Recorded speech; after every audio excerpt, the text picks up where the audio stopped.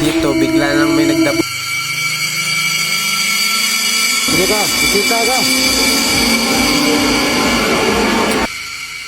Sa gabi nga pala ito ay natutulog ako sa abandonadong bahay at ako lang mag-isa dito, at habang nakahiga ako ay hindi talaga ako makaayos sa pagtulog kasi ang daming ingay.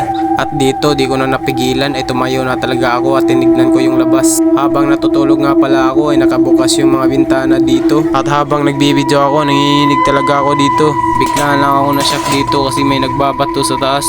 Medyo kinakabahan na talaga ako kasi ako lang naman mag-isa dito eh. At sa ganitong oras, imposible naman kapag may mga tambay dito. At sinimulan ko na nga pala lumabas para makita kung ano ba talaga ang nasa labas. At nasa taas nga pala ako ng bahay at naisipan ko sanang bumaba para makita kung ano ang mga nangyari doon. At dito, bigla lang may nagdabog at hindi ko ito nabidyohan dahil sa sobrang takot. Kaya pumasok na agad ako sa kwarto. At nung nakapasok nga pala ako sa kwarto at pamaya-maya nun ay bigla lang may kumatok sa aking Sino ka? portahan. Sino ka? Magsita ka? Sino ka? Sino ka? Magsita ka?